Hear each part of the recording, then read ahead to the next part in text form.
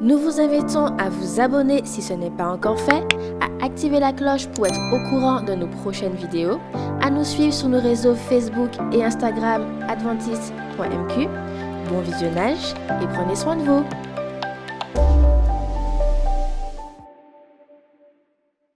Chers amis, c'est un plaisir de vous retrouver afin de pouvoir ensemble réfléchir sur la parole du Seigneur, cette parole qui, je le rappelle, est la vérité, cette parole qui nous conduit, cette parole qui nous éclaire et cette parole qui transforme nos vies.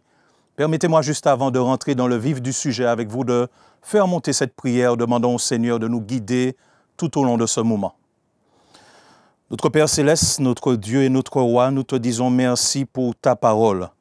Et alors que nous sommes sur le point de la considérer, nous te prions de nous éclairer, de nous conduire, de prédisposer nos cœurs et nos esprits à comprendre ce que tu as à dire et que nous puissions recevoir cette parole dans notre cœur et pouvoir la mettre en pratique dans notre vie de tous les jours. Remplis-nous de ton Saint-Esprit, garde-nous en ta paix et merci parce que nous avons l'assurance que tu vas nous exaucer selon ta volonté. Au nom de Jésus, nous t'avons prié et pour la gloire de ton Saint-Nom. Amen. Permettez-moi de partager avec vous ce passage qui se trouve dans les Saintes Écritures, dans le livre des Actes, au chapitre 1, à partir du verset 4 jusqu'au verset 8. Actes des Apôtres, chapitre 1, à partir du verset 4 jusqu'au verset 8. Et voici ce que la Bible déclare.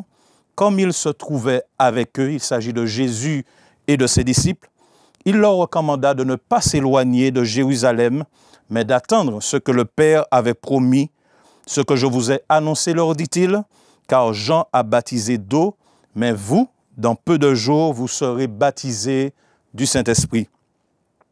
Alors les apôtres réunis lui demandèrent, « Seigneur, est-ce en ce temps que tu rétabliras le royaume d'Israël ?»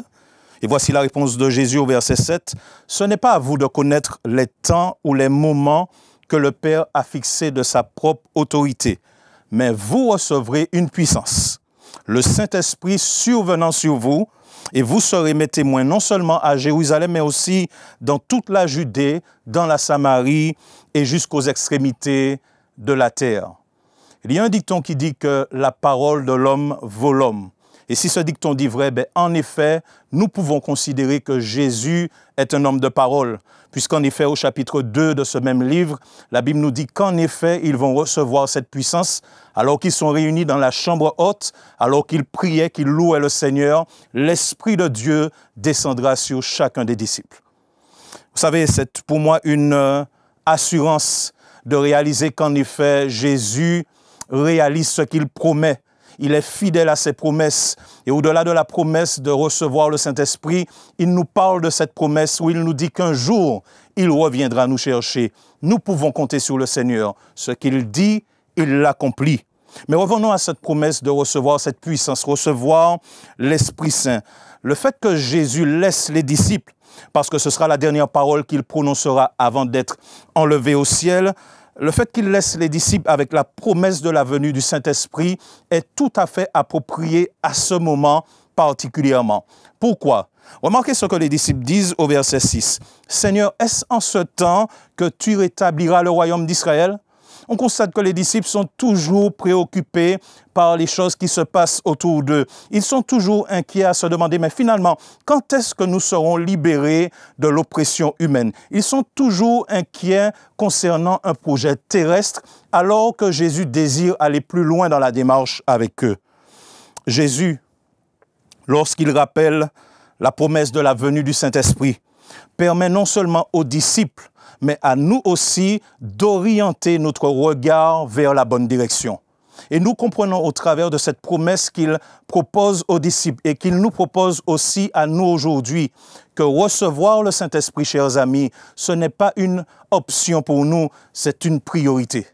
Il nous faut recevoir cette puissance.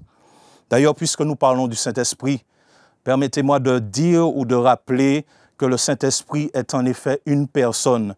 Ce n'est pas un vent, ce n'est pas un animal, c'est une personne qui est intelligente, une personne qui a des sentiments, une personne qui a une volonté, une personne qui a pour but de nous régénérer. Le Saint-Esprit désire nous enseigner. Il rend témoignage de Jésus. Il nous convainc. Il nous conduit dans toute la vérité. Il glorifie Jésus-Christ. C'est lui qui accorde à l'Église tous les dons et talents pour servir le Seigneur. Il parle à notre cœur. Il nous dirige dans le service pour Dieu. Il intercède pour nous. Il sonde tout. Il opère toutes choses. Le Saint-Esprit peut être tenté. Le Saint-Esprit, on peut lui mentir, malheureusement. On peut l'attrister, on peut lui résister. Il est important pour moi de rappeler vraiment que c'est non seulement une personne, mais une personne de la divinité. En d'autres termes, le Saint-Esprit est en effet Dieu. Et je tiens à rappeler que c'est la première porte pour arriver à la divinité. Remarquez que Jésus dira que nul ne vient au Père s'il ne passe par moi. Mais comment allons-nous à Jésus ? Qui a touché nos cœurs pour que nous puissions comprendre que nous avons besoin d'un sauveur? Qui nous a révélé la personne de Jésus? Qui nous permet de comprendre sa parole lorsque nous prenons le temps de la lire et de l'étudier? C'est le Saint-Esprit. Le Saint-Esprit, mes amis, je reprends. Le Saint-Esprit joue un rôle déterminant dans notre vie et aussi dans notre mission. Permettez-moi de partager un autre texte qui se trouve cette fois-ci dans l'Épître de Jean, au chapitre 14, le verset 1 à 3, et c'est Jésus qui parle encore à ses disciples, et il dit ceci, « Que votre cœur ne se trouble point. Croyez en Dieu et croyez en moi. Il y a plusieurs demeures dans la maison de mon Père. Si cela n'était pas, je vous l'aurais dit. Je vais vous préparer une place. Et lorsque je m'en serai allé et que je vous aurai préparé une place, je reviendrai, nous dit Jésus, et je vous prendrai avec moi, afin que là où je suis, vous y soyez aussi. » On a vraiment le sentiment que Jésus, dans cette parole qu'il adresse à ses disciples, essaie de les rassurer, essaie de les réconforter. Et on peut se poser la question, mais pourquoi? Qu'est-ce qui s'est passé pour que Jésus ait à dire à ses disciples qu'il partira, mais qu'il reviendra un jour les chercher? Comprenez dans le chapitre précédent que Jésus va instituer quelque chose d'extraordinaire. Il va instituer ce qu'on appelle la scène, où au travers de symboles, le pain qui représente son corps et le jus de raisin qui représente son sang, dire à ses disciples et dire à toute la terre qu'il est prêt à mourir pour nous accorder la vie éternelle. Maintenant, les disciples qui sont présents et qui comprennent la symbolique justement de ces gestes que Jésus présente et partage avec eux, comprennent que Jésus va mourir. Et pour eux, ils sont troublés parce que Jésus, c'est le libérateur, c'est celui qui vient pour leur accorder justement cette libération, cette délivrance. Et il leur dit qu'il va mourir. Bien évidemment, ils sont troublés, ils sont perturbés et Jésus vient à ce moment partager cette belle promesse. Vous savez, ce que j'aime avec Jésus, c'est qu'il est toujours au bon moment, à point nommé. Il arrive toujours à trouver la bonne parole au moment où nous sommes le plus bas, cette parole qui viendra nous réconforter. Et il dit aux disciples, « Je réalise que vos cœurs sont troublés, mais je vous dis de ne pas avoir peur. Parce que oui, je vais mourir, mais je vais ressusciter. Et il faudra que je parte pour revenir vous chercher, pour que nous soyons enfin réunis pour l'éternité. » Vous savez, la promesse que Jésus formule ici dans ce passage, elle est belle. Mais sans le verset 16 et 17 de ce même livre, elle est incomplète. Lisons ensemble ce que la Bible dit. « Et Jésus dira, « Et moi, je prierai le Père, et il vous donnera un autre consolateur afin qu'il demeure éternellement avec vous. » Et au verset 17, « L'Esprit de vérité que le monde ne peut recevoir, parce qu'il ne le voit point et ne le connaît point. Mais vous, vous le connaissez, car il demeure avec vous et il sera en vous. » Chers amis, ces deux versets viennent compléter la promesse annoncée au verset 1 et au verset 2 et au verset 3. Pourquoi? Parce que oui, Jésus leur dit que je dois partir et je vais vous préparer une place. Mais les disciples peuvent avoir ce sentiment d'être abandonnés. Ils peuvent ressentir ce sentiment de solitude, se dire, oui, Jésus, c'est bien ce que tu nous dis, tu vas préparer une place, mais en attendant, nous, sur la terre, nous sommes seuls. Eh bien, il leur dit, n'ayez pas peur parce que j'ai prévu quelque chose pour vous. Lorsque j'irai dans le ciel, non seulement je vais préparer une place, mais je m'assurerai de prier le Père afin que sur la terre, vous ne soyez pas seuls, afin qu'il y ait cet autre consolateur qui vienne vous accompagner, vous réconforter et vous conduire durant votre pèlerinage. Le même ministère que Jésus, il dit bien un autre consolateur. Oui, c'est exactement le même ministère que le Saint-Esprit opère sur cette terre. Le ministère que Jésus lui-même a accompli lorsqu'il était avec nous. Mais Jésus était limité dans son corps, alors que le Saint-Esprit n'a aucune limite. En d'autres termes, Jésus, s'il était à Jérusalem, il n'était qu'à Jérusalem, mais le Saint-Esprit peut être ici en Martinique et au Canada à la fois. Oui, il n'est pas limité, il est partout à la fois et il exerce un ministère de consolation, d'intercession, de défenseur. Il est là avec tous ceux et celles qui acceptent de le recevoir. Au verset 17, il dit bien, « Car il demeure, l'Esprit Saint, avec vous, mais bientôt il sera en vous. » Alors on pourrait se poser la question, mais finalement, qu'est-ce que ça veut dire? Il est avec vous, mais bientôt il sera en vous. De quoi Jésus est-il en train de parler? Qu'est-ce qu'il est en train d'exprimer à ses disciples et de nous dire aussi aujourd'hui? Posons-nous une autre question. À partir de quel moment l'Esprit, le Saint-Esprit est venu sur la terre? Est-ce que c'est au moment de la Pentecôte? Est-ce que c'est au moment où Jésus va en parler qu'on réalise qu'il y a l'Esprit Saint qui existe? Lorsqu'on considère les Écritures, on comprend bien que dès le départ, l'Esprit de Dieu était déjà là. La Bible nous dit dès le commencement, alors que Dieu va créer toutes choses, que l'Esprit de Dieu était là et il se mouvait au-dessus des eaux. Les hommes et les femmes aussi dans l'Ancien Testament connaissaient le Saint-Esprit. Deux exemples pour illustrer mon propos.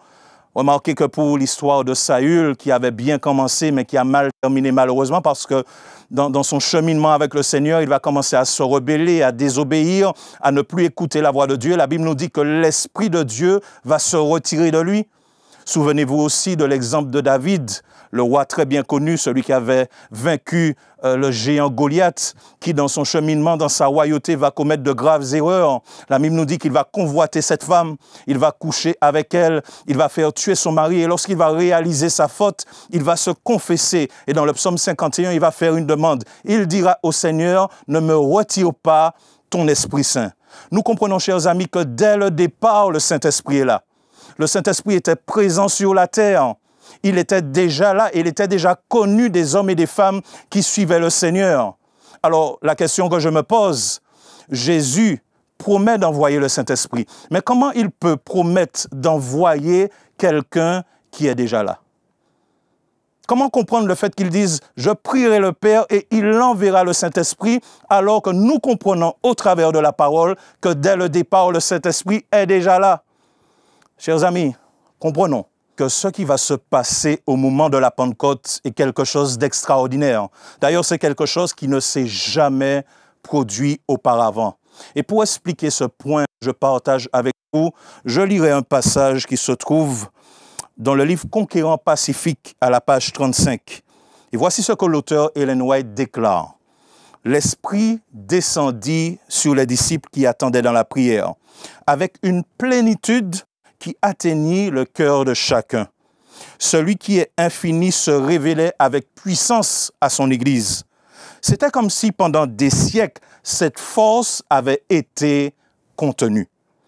Maintenant, le ciel se plaisait à déverser sur les croyants les richesses de la grâce de l'Esprit. Sous son influence, les paroles de repentance et de confession se mêlaient aux chants de louange pour le pardon des péchés. On entendait des actions de reconnaissance et des paroles prophétiques. Le ciel tout entier s'abaissait pour contempler et adorer la sagesse de l'amour incomparable et incompréhensible. Oui, chers amis, le Saint-Esprit est là dès le départ. Oui, il était connu des hommes et des femmes dans l'Ancien Testament. Mais au moment où les disciples sont réunis dans la chambre haute, le Saint-Esprit va descendre d'une façon exceptionnelle. Il va descendre dans toute sa plénitude, quelque chose qu'il n'avait jamais fait auparavant. Voici le miracle de cette pluie. Voici le miracle que Jésus accomplit. Lorsqu'il dit « Je prierai le Père », il priera le Père pour envoyer le Saint-Esprit dans toute sa plénitude. Vous savez, la bonne nouvelle, c'est que nous pouvons aussi, comme les disciples, recevoir la plénitude du Saint-Esprit. Et je m'inspire encore d'Ellen White, qui dans « Vous recevrez une puissance » à la page 23 dit ceci. « Le Seigneur n'a pas fermé le réservoir du ciel après avoir déversé son esprit sur les premiers disciples. » C'est une bonne nouvelle, chers amis. Nous aussi pouvons recevoir la plénitude de sa bénédiction. Le ciel est plein des trésors de sa grâce et ceux qui s'approchent de Dieu avec foi peuvent prétendre à tout ce qu'il a promis. Chers amis, la promesse n'a pas changé. Elle nous le dit, le réservoir du ciel n'a pas été fermé. Nous pouvons aussi recevoir le Saint-Esprit dans toute sa plénitude. Vous savez, quelquefois, lorsque nous demandons à Dieu, nous demandons un petit peu. Permettez-moi l'expression, on demande un petit zizing, comme on dit chez nous, alors que l'Esprit est prêt à nous remplir, à venir habiter, à pouvoir descendre sur nous dans toute sa plénitude. C'est une bonne nouvelle, chers amis. Et lorsque Jésus effectivement dira au verset 17 que le Saint-Esprit est avec vous, mais bientôt il sera en vous, il parle simplement du baptême du Saint-Esprit. Et vous savez, le mot baptême signifie immersion, immerger. En fait, le Saint-Esprit ne veut pas nous habiter un petit peu ou à peu près. Il veut nous habiter pleinement. Il veut nous remplir totalement. Arrêtons de demander à Dieu un tout petit peu. Demandons un peu plus. Demandons la plénitude parce que le Saint-Esprit est prêt à le faire. Alors la question se pose, mes amis. À l'heure d'aujourd'hui, posons-nous la question personnellement. Est-ce que le Saint-Esprit, à l'heure actuelle, est juste à côté de moi ou est-ce qu'il est en moi? Est-ce que vous avez permis au Saint-Esprit de vous habiter pleinement? Parce que le Saint-Esprit ne peut venir habiter que dans le cœur qui décide de le recevoir. Les disciples étaient prêts à le recevoir. Ils étaient dans la louange, ils étaient dans l'attente, ils étaient dans la confession, dans la repentance. Ils étaient prêts à recevoir cette promesse. Êtes-vous prêts à la recevoir? Est-ce que le Saint-Esprit, finalement, est en dehors de votre cœur, de la porte de votre cœur, parce qu'il ne cesse de frapper, mais vous gardez toujours la porte bien fermée? Et donc, il est à côté, il essaie de vous parler, il essaie de vous interpeller, de vous sensibiliser pour vous faire comprendre que vous avez besoin de sortir de cette situation, de délaisser ce péché, de changer de vie. Est-ce qu'il est à côté ou est-ce qu'il est en vous? La question se pose. Est-ce que nous avons été baptisés du Saint-Esprit? Est-ce que nous avons reçu cette promesse? Comprenez, chers amis, que la balle est dans notre camp, parce que Dieu est toujours prêt à réaliser la promesse dans notre cœur. Quelle est notre priorité finalement? Qu'est-ce que nous demandons dans nos prières? Vous savez, dans nos prières, nous avons beaucoup de requêtes à formuler. On veut un travail, on veut une promotion, on veut une épouse, un époux, on veut des enfants. On veut même peut-être guérir d'une maladie. Et c'est normal de demander toutes ces choses. Il n'y a pas de souci en soi. Mais est-ce que nous prenons le temps aussi chaque jour d'insister, de dire « Seigneur, remplis-moi de ton Saint-Esprit ».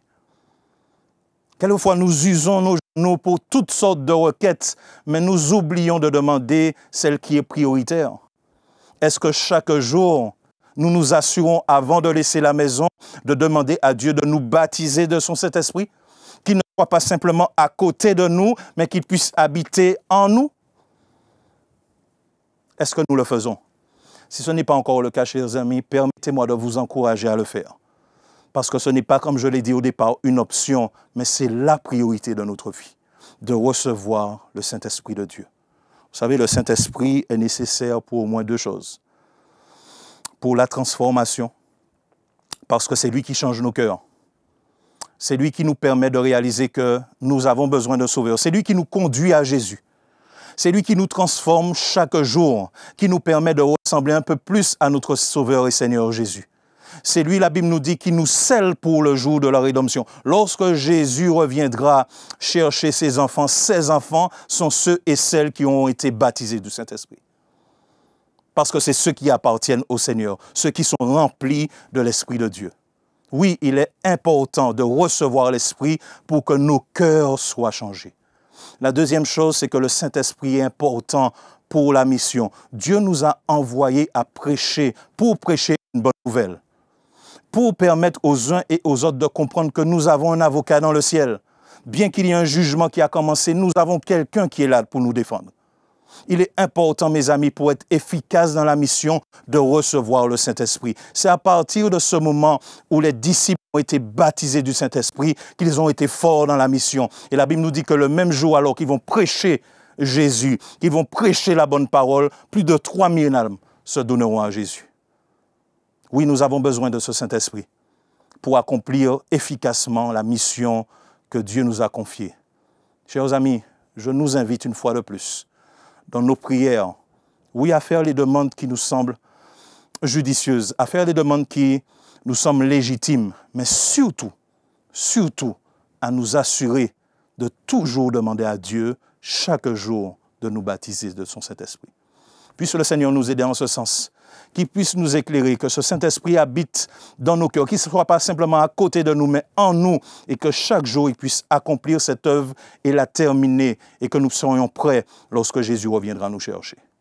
Je vous invite maintenant à prier. Demandons à Dieu de nous permettre de comprendre cette réalité, de comprendre ce message, et chaque jour de nous assurer d'être remplis du Saint-Esprit.